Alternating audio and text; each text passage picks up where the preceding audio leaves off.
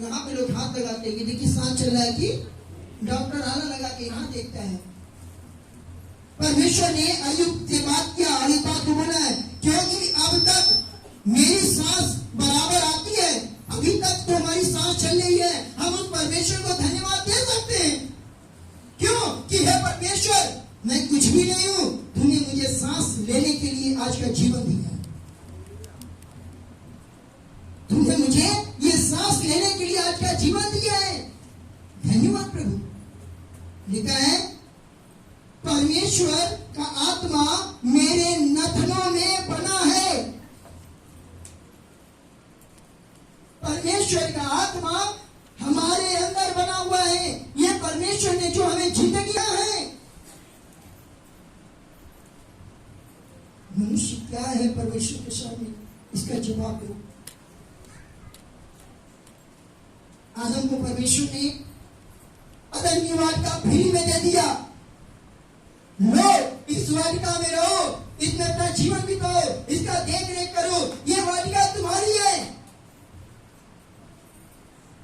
परमेश्वर ने हमें और आपको सांस लेने के लिए ये हवा ऑक्सीजन फ्री में दे दिया।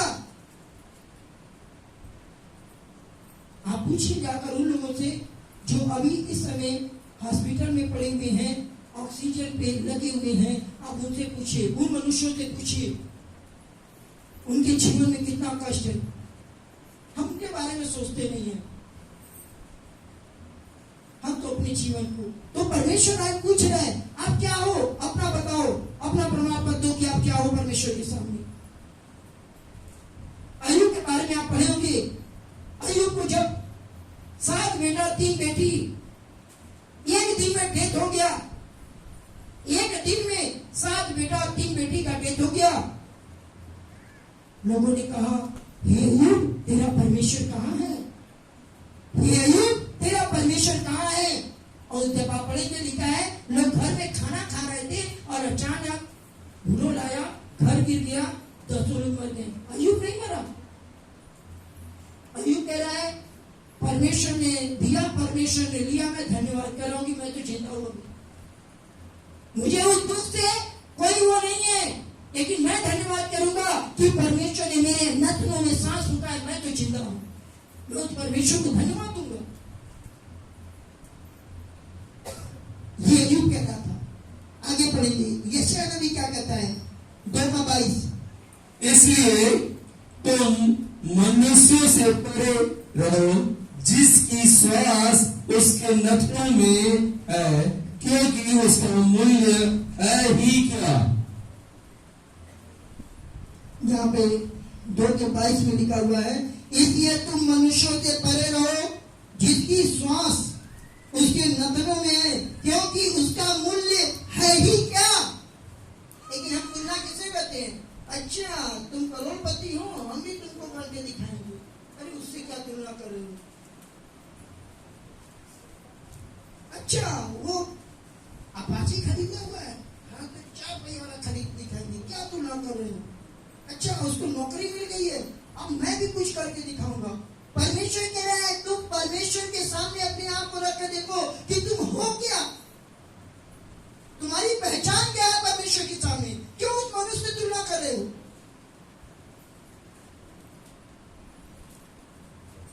मनुष्य से तुलना क्यों कर रहे हो।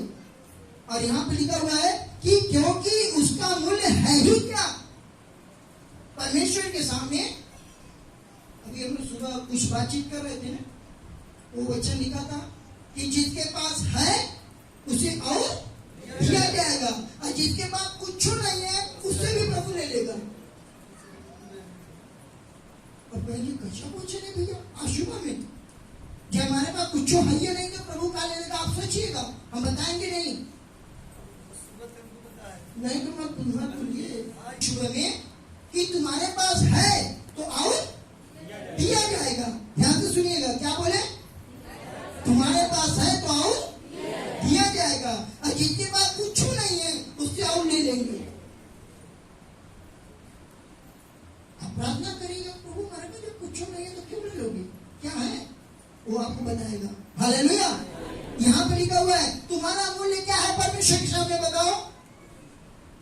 जो भाई बहन हॉस्पिटल में पड़े हैं उनसे पूछिए परमेश्वर की कीमत।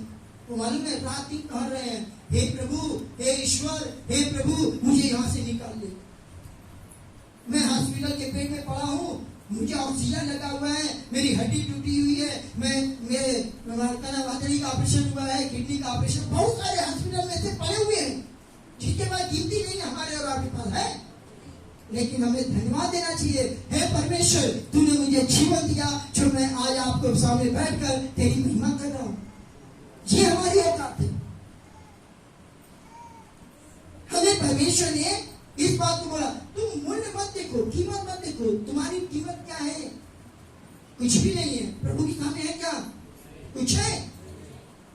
कुछ लोगों के पास आजकल मालूम है पैसा आ जाता है, गाड़ी आ जाता है, घर बन जाता है, तो थोड़ा सा ऐसे चलेंगे, ऐसे चल रही हो। अब तो हम कुछ हैं। आप उनसे पूछो, परमेश्वर के सामने तुम हो क्या? धन्य है हम और आप जो उस परमेश्वर की करुणा हमारे और आपके ऊपर बनी है। ये हमारी पहचान है कि हम और आप किसके बच्चे हैं? परमेश्वर। ये हमारी पहचान है। और एक वचन पढ़े, चौथा, पहला इतिहास 29 का। तेरी दृष्टि में हम तो अपने सब पुरखाओं के समान पराये और परदेसी हैं। पृथ्वी पर हमारे देह जो बड़ा संचय हमने तेरे परिश्रम नाम का एक भवन बनाने के लिए किया है, वह तेरे ही हाथ से हमें मिला था और सब तेरा ही है। हाँ, आमीन। यहाँ पे इतिहास की पुस्तक में लिखा हुआ है, तेरी दृष्टि में हम तो अपने सब पुरखाओं के समान पराये हैं। तेरी दृष्टि के सामने, प्रभु की आंखों के सामने हम और आप क्या है? पराये हैं। हमारे माता पिता ने कोई जमीन संपत्ति बनाई होगी, वो लेके चले गए, चले गए, लेकिन छोड़ के गए। किसके लिए?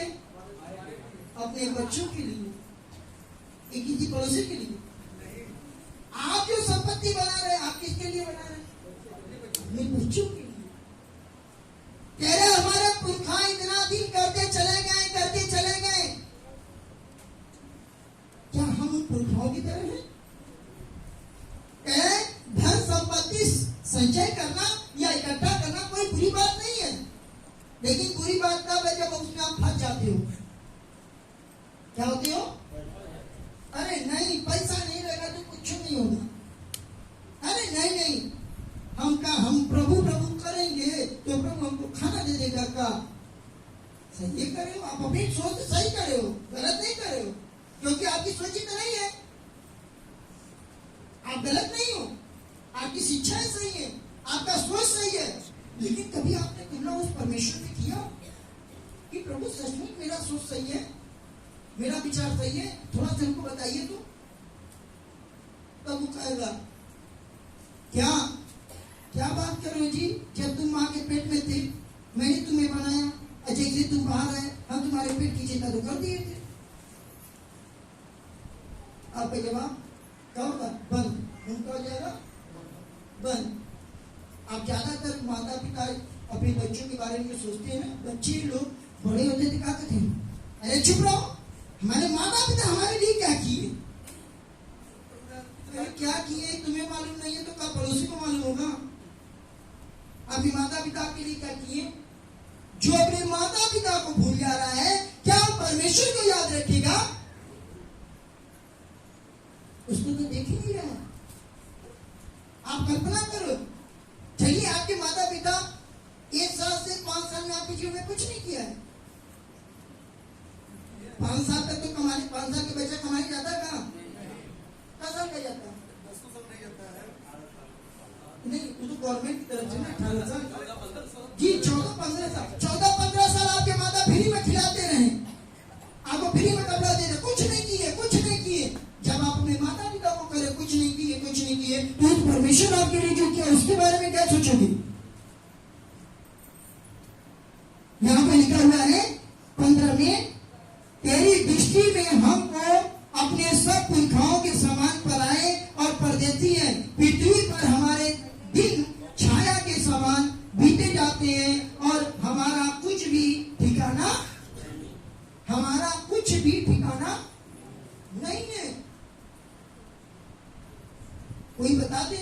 कि नहीं हम तो अभी 100 साल जिएंगे, कोई बताते नहीं हम कल तक बहुत अच्छा तरह से रहेंगे। हम सब की बात दौड़ परमेश्वर के हाथों में है। ये है हमारी और आपकी पहचान। अपने इस माइंड को थोड़ा सा खोलो परमेश्वर के लिए कि प्रभु यहाँ की बत्ती हमको टिमटिमाती हुई बत्ती नहीं चाहिए। कैसा चाहिए? हाइड्रोजन वाला बत्ती चाहिए कि यहाँ पे चले, ये प्रकाश मुझे यहाँ पे चाहिए। तब परमेश्वर आपको बताएगा। और देखिए 16 में लिखा हुआ है, हे हमारे परमेश्वर यहोवा, वह जो बड़ा संचय हमने तेरे पवित्र नाम का एक भवन बनाने के लिए किया है, वह तेरे ही हाथ से हमें मिला था और सब तेरा ही है। आगे परमेश्वर ने बनाया तो ये परमेश्वर का धन्यवाद हो। लेकिन लोग परेशान है का राजेश भैया तो बहुत बढ़िया बना लिए हैं, राजेश भैया तो बहुत फिटफाट हो गए हैं। राजेश भैया की क्या औकात है, आपको क्या मालूम? मेरी औकात आपसे जो पहले भी थी आज भी वही है, मैं बदला नहीं हूँ। क्यों? क्योंकि हमारे यहाँ पे ना जो बत्ती हमारी फ्यूज हो गई थी, वो बत्ती को परमेश्वर ने जला दिया। बस ये बत्ती क्या हो गया था? जिंदा तो था लेकिन फ्यूज था। परमेश्वर ने बत्ती को क्या कर दिया? जला दिया। आगे पढ़िए अय्यूब 14 से उत्पन्न होता है। हाँ। वह थोड़े दिनों का और दुख से भरा रहता है। वह फूल के समान खिलता है, फिर तोड़ा जाता है, फल जाता है और कहीं फलता नहीं है। यहाँ पे देखिए जो अय्यूब कह रहा है 14 में, अय्यूब जो बात बता रहा है, मनुष्य जो स्त्री से उत्पन्न होता है, किससे उत्पन्न होता है? आपके पेट में तो आपको कितना तकलीफ तो होगा।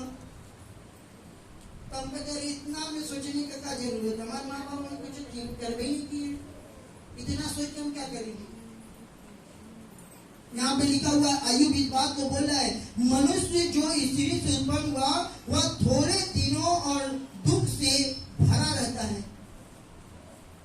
वो दुख, जब आप माँ के पेट थे माँ को दुख हुआ, जब आप जन्म ले लिए आपको भी दुख हुआ, आप पता लगा आप बढ़ते बढ़ते जवान हो गए तो भी दुखी है, पता लगा शादी भी हो गया तो भी दुखी है, बुजुर्ग हो गए तो भी दुखी है। अरे तो सुख से कब रहोगे? तुलना करो, तुलना करो। परमेश्वर कह रहे कब तुम्हें मिलेगा? लेकिन कब्र में चले जाओगे तब सुख मिलेगा, मिलेगा। परमेश्वर ने भेजा आदम और हव्वा को अदन की वाटिका में, जाओ जाओ फूलो फलो और पृथ्वी में बढ़ो। लेकिन एक जगह लिखा है, हमारे शादी के कार्ड पे लिखा था, फूलो फलो पृथ्वी पे मर जाओ। इस बात को कह रहा है कि मनुष्य जो स्त्री से उत्पन्न होता है वह थोड़े दिनों का और दुख से भरा रहता है। वह फूल के समान खिलता है। कैसे? अभी एक परी बच्ची घूम रही है और बच्ची नीचे, कितने लोग ही बच्चे को नहीं खिलाना चाहेंगे? कोई नहीं बोला, मतलब सब खिलाना चाहते हैं। हाँ, क्यों? क्योंकि ये फूल के समान, इसको भी कुछ भी ज्ञान नहीं है। आप इसका सारा बात आपको अच्छा लगेगा। ये भी तो खिलाकर ताली में दे देना, तब वो अपने जान दे। फूल के समान खिलता और तोड़ा जाता और छाया की रीति पर ढल जाता और कहीं ठहर नहीं पाता। मनुष्य को कहीं भी ठहरने का स्थान नहीं है, इसीलिए यीशु मसीह अपना स्थान नहीं बनाया। एक व्यक्ति ने कहा, यीशु मसीह आप कहाँ रहते हो, हम भी चले? प्रभु यीशु ने कहा, भैया सच छिपाने का ठिकाना मेरे पास नहीं है। क्या चीज? सच छिपाने का भी ठिकाना यीशु मसीह के पास। यदि वो सच छिपा कर एक जगह बैठा रहता ना तो हम और आपको उसी में जाना पड़ता, जहाँ बैठा था। हम एक एक पल कहीं भी रह लें, कहीं भी रह लें। अभी हम लोग गए थे देवरिया, हम लोग कहाँ जमीन में बैठ के प्रार्थना की नहीं की? ये थोड़ी नहीं कि अच्छा यहाँ कुर्सी तो वहाँ कुर्सी मिलेगा कि नहीं मिलेगा। परमेश्वर के इंसान से क्या तुलना कर रहे हैं? मनुष्य क्या है परमेश्वर के सामने? अपनी पहचान बता के दिखाइए और हमको संडे को बताइए कि हमारी पहचान क्या है। याकूब 4:14। और यह नहीं जानते कि कल क्या होगा। सुन तो लो, तुम्हारा जीवन है ही क्या? तुम तो भाप के समान हो, जो थोड़ी देर दिखाई देती है फिर लोप हो जाती है। यहाँ पे कह रहा है अय्यूब, ये बोला कल क्या होगा, कोई बता सकता है?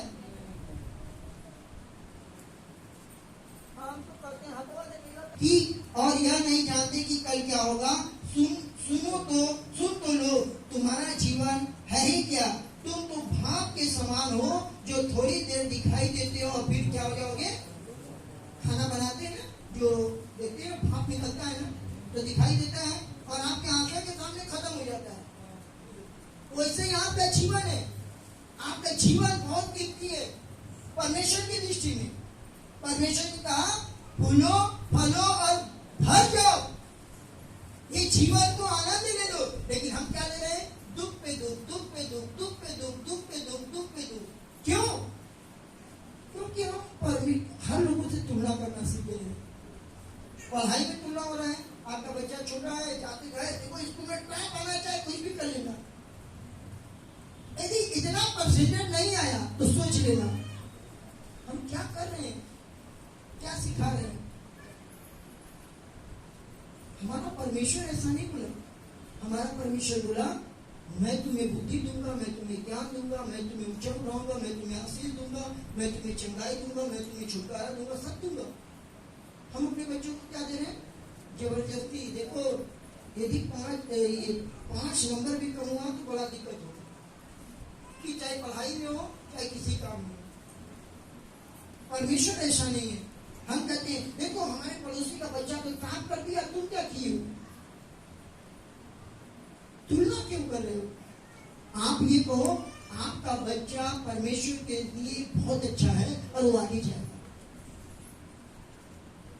हो सकता है गिर जाए, हो सकता है वो कमजोर हो, कोई बात नहीं। फिर क्या कहो परमेश्वर हमारे बच्चे को आगे ले जाएगा। मैं परमेश्वर से तुलना कर रहा हूं अपने बच्चे को, हम किसी इंसान के साथ नहीं कर रहे। याकूब इस बात को बोल रहा है कि तुम भाग के समान अभी दिखाई देते हो, कब लुप्त हो जाओगे किसी को मालूम नहीं है।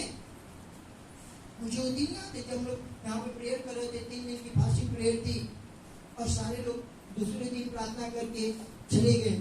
और जैसे यहाँ से सड़क गए होंगे या कुछ दूर गए होंगे, बहुत लोग रास्ते में थे, इसे थोड़ा देर बाद मालूम हुआ कि राजेंद्र जी के पिताजी का डेथ हो गया। किसी को नहीं मालूम था, सारे लोग भागकर आ गए। जीवन क्या है आप सोचिए, लोग एक भाग के समान है, जब चाहे तब क्या होगा, खत्म। कोई रोक सकता है इसे? लेकिन कुछ लोग तो कहते हैं भैया परमेश्वर नहीं भी चाहता तो हम आत्महत्या कर ले। आत्महत्या उपाय नहीं है, ये पाप है। परमेश्वर की दृष्टि में माफी भी नहीं। 2-3 वचन और जल्दी से हमने निकालेंगे। भजन संहिता 118।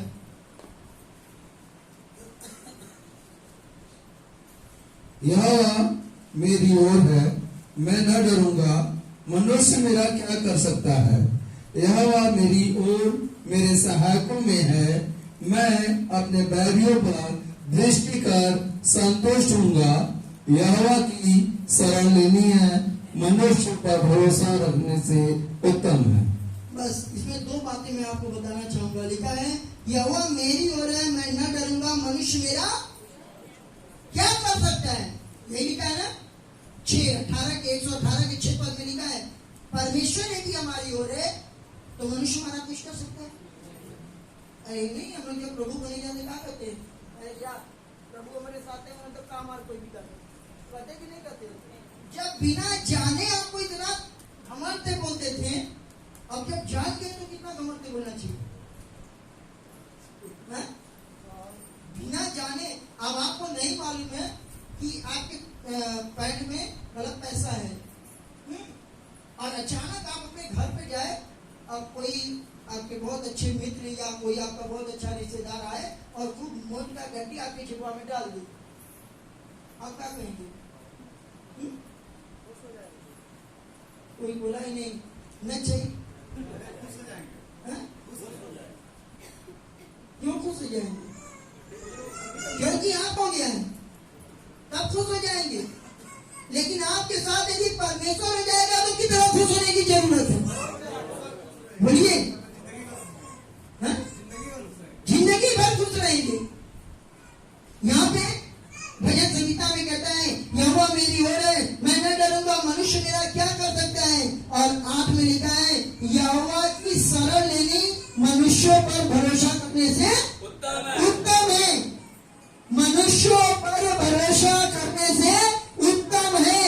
यदि जो प्रभु के शरण में रहेगा, हालेलुया, कहता है ना, यहोवा चरवाहा मेरा, कोई घटी मुझे नहीं है, हरी चराइयों में मुझे